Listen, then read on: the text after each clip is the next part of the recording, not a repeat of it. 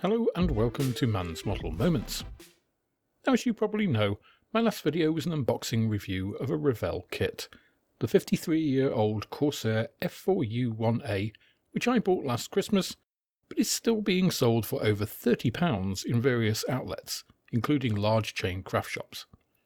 Following their 2023 release announcements, and the video I did on that, where I also condemned this practice, I thought I should do something similar for Zhongshan Yatai, who make trumpeter, HobbyBoss and I Love Kit models, and whom I've made two videos about their 2023 releases and how they differed from other manufacturers. One of these is in terms of volume, with almost 250 new releases for 2023, which is why I needed two videos to cover them. The other is in the moulding technology and finesse that their kits are capable of. As it happens, I just purchased the HobbyBoss IIID Merkava Mark IIID from eBay, although this is still currently available from retailers at around the £35 to £40 mark. I thought an unboxing of this kit would serve as a good contrast between the two contemporary companies and their approaches. Now, I'm not going to be touching on anything other than obvious accuracy elements in this video, nor the ethics of buying from a Chinese company, and I didn't select this kit in any way. I simply bought it because I think the Merkava is an interesting looking tank, and it cost me around £20 delivered. That means that there's about a 10 to 20% difference in both the retail price and what I personally paid for both the Revell Corsair and the HobbyBoss Merkava. I'll leave it to you to see if you'll agree with my conclusions at the end of the video about whether that small price differential is justified. So, opening the very sturdy top opening box, we're presented with a couple of compartments filled with plastic, with the instructions on top. Opening these up, we're also given a full-colour painting reference guide showing the two options we have, though both appear to be very similar. Going back to the instructions, these are cleanly printed in black and white in pictorial format and include a full parts overview of not only the sprues, but also the multimedia etched brass.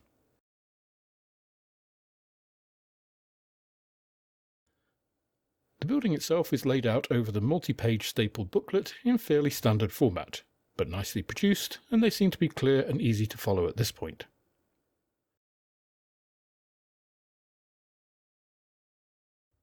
I also like that they cover pretty much every eventuality in construction, including the exact length to cut the towing cable wire on the last page.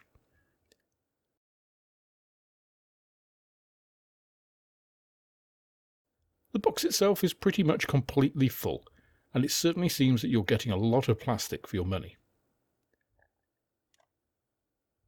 Everything seems to be individually bagged, even the larger parts like the upper and lower turret halves, and the largest pieces of the hull halves have smaller sprues included inside them for protection, but these are also bagged inside those bags, as is the case with the transparency sprue here. And moving to the other hull piece, these items such as the Tamiya-esque vinyl hub inserts. These larger pieces are contained in their own subcompartment in the box, and cover the photo etch and decal sheets to protect them as well.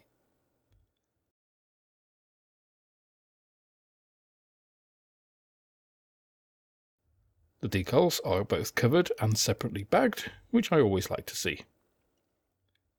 And the two photo etch sheets are both inside a bag, either side of a stiff piece of card to prevent them getting bent, which is also great foresight. In the main compartment of the box, we have a large bag of individual track links, which some people will love and some people will hate, depending on your desire for accuracy or simplicity. After the track bag, there are a lot, and I mean a lot, of bag sprues, most containing two identical sprues, but some of the larger ones just containing a single sprue, with one having an additional protective foam sleeve over some of the parts. Overall, the packaging is first class, and minimises the possibility of any items not getting to you in perfect condition. So let's look at what those parts look like close up. Starting with the lower turret, the first thing you notice on opening the bag and taking the part out is how crisp and sharp the moulding is. There is a fair bit of detail here, and the odd, complex shape of the turret is captured very well. Moving to the upper turret, This really echoes the lower turret, but just turned up a notch. Features like this grille, for instance, are extremely finely and crisply cast. Dry fitting the two halves together straight from the bags seems to yield a perfect and seamless fit, which bodes well for the later build of this kit. Next up is the lower hull, and opening this yields a number of other inclusions. The first to draw my attention was the small bag of brass elements, which I believe form part of the rear set of chains on the back of the Merkava turret, which are meant to help protect against RPG attacks against more vulnerable rear parts of the turret and hull interface. The lower hull also contains the vinyl wheel inserts I mentioned before, and a couple of other bags. One of these contains a length of brass chain. The other has two complete and apparently pre-assembled idler wheels. Taking a look at the main hull itself, the lower section is well cast with fine detail, and the whole thing is quite sturdy.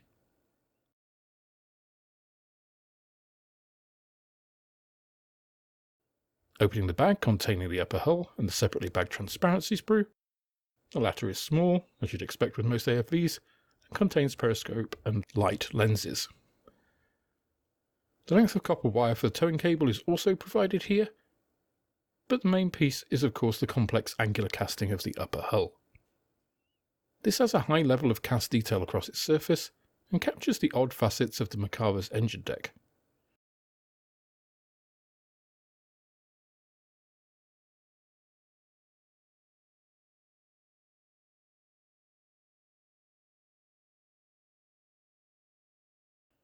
Once again, a dry fit of these two pieces show an almost perfect union, which again bodes well for the future build.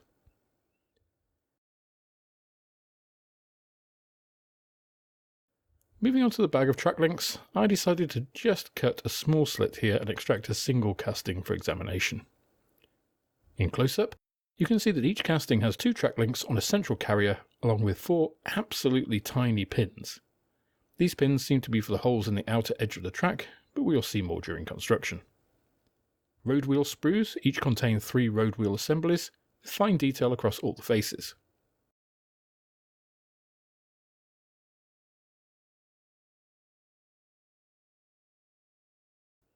There are some shallow ejector pin marks and flash on the rear faces, but this will be hidden when assembled.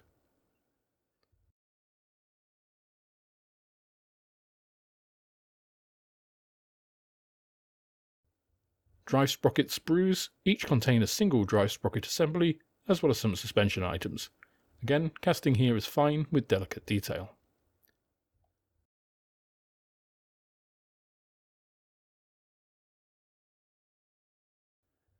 The rear is similar, and it has to be said that there are some absolutely tiny parts on this sprue, which are going to require very careful separation and assembly.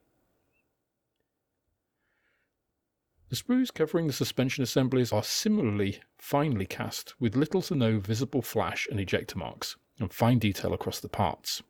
The springs are well cast, and there is a general absence of seam lines too. From the rear, these spring assemblies are hollow, and although I don't know if any of this will be visible when assembled, I'm sure it helps with prevention of sink marks. Again, it has to be pointed out there are some parts on the sprues which would be small even for a 1/72 scale kit. The two sprues for the machine gun assemblies are together and smaller than the other sprues, but beautifully cast and showing great detail across them, including very fine representations of the guns themselves.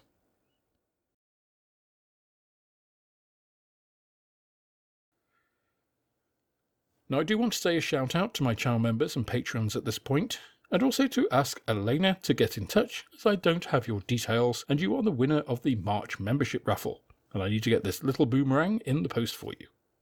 I'll also say to others that if you fancy winning the rather larger 1/32 scale Eurofighter Typhoon twin-seater, which is the prize for the April monthly raffle, all you have to do is join either my channel or Patreon, and you'll automatically be entered into the monthly raffle, no matter which level you join at. Some tiers do come with merch as well, and this rather natty little mug arrived at the weekend, which is available to Patreon members. I'll also quickly mention Beyond the Box, my collaborative podcast with Moss 6510 Models. This is a weekly podcast where we talk about all things modelling and is available on all podcasting platforms. Direct links to the podcast, my Patreon, Amazon storefront and other things are all also available in the video description below.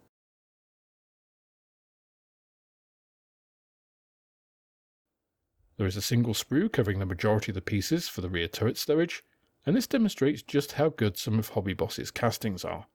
These pieces here being thinner than my scalpel blade, allowing these baskets to be made without the need to resort to photo etch and the like.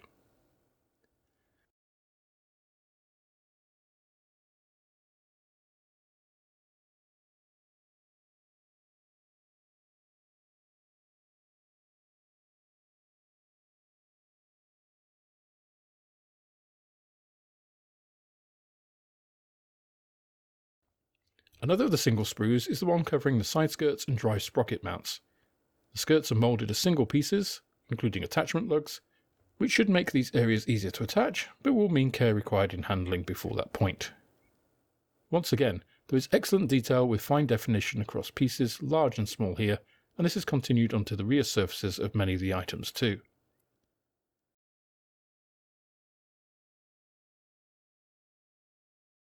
One thing that is slightly surprising here is the two-piece traditionally longitudinally split barrel. Given the extent of other items supplied, the unavoidable seam with resulting cleanup on this very prominent and focal area seems a little odd. I would have thought a 3 or 4 piece chopped item would have allowed building without seams. One area here that bears pointing out is the foam sleeve over part of the sprue, covering these very delicate pieces, which is again a nice touch and testament to the company in ensuring the kit gets to you as it was intended. I'm going to put this back and leave it until I need those pieces. Inside their bag. Anyway, detail across the sprue is predictably good, across pieces, again, both large and small. The decals are also covered with the familiar wax-type paper and appear to be printed in perfect register and with good colour density. They're clearly readable and seem to be comprehensive for an AFV subject of this type. The two bagged photo etched sprues are further protected after removing from the card by plastic film, as you can see here.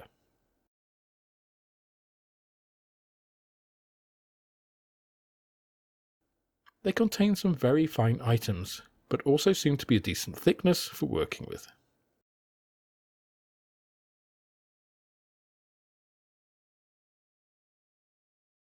The actual etching on the surface appears precise and delicate too.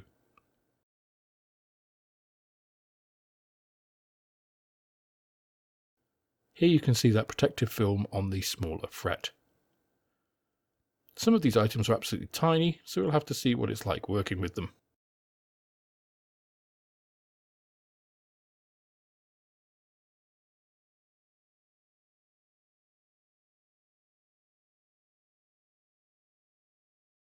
It may be a decade since this kit was first moulded, but it really demonstrates why HobbyBoss have made a name for themselves.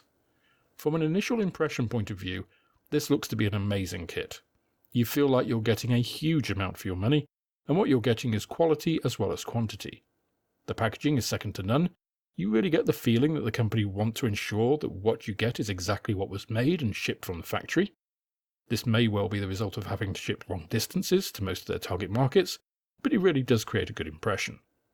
If the kit goes together even half as well as the dry fitting of the main hull and turret pieces, this is going to be a delightful build, and all the extras should enable a first-class reproduction to be created. My only initial doubts lie on the complexity side in the very small items included for areas like those track pins, and some of the injection moulded and photo-etched parts. I'm also a little surprised about the traditional forming of the barrel of the tank, given care and finesse of the other areas. Still, I can't really judge that until I actually make it. The instructions seem very clear, well printed, and booklet format is always welcome, as are the full colour painting guides. Although a single colour option is available, that's not really HobbyBoss's fault, and what I do like is that they quote from several manufacturers' paint ranges to give modelers a fighting chance of getting something appropriate if they're unwilling to do their own research. As I mentioned at the start of the video, I picked up this kit for just over £20 delivered, though generally you can find it available for less than £40 retail, which is still a very low price for what you're getting here, and as an out-of-the-box review, I've not really seen better. Let's see if that does carry through to the build. That's all for this instalment of Man's Model Moments. If you enjoyed the video, please click the like button, subscribe to the channel for more like it, and share this video with others you think would also enjoy it. You can also follow me on Instagram, Twitter and Facebook, and if you're feeling generous, then I also have a Patreon, which is absolutely the best way of helping me to grow the channel and produce more content like this. With that, I hope you have plenty of modelling moments of your own, and I look forward to welcoming you on the next video.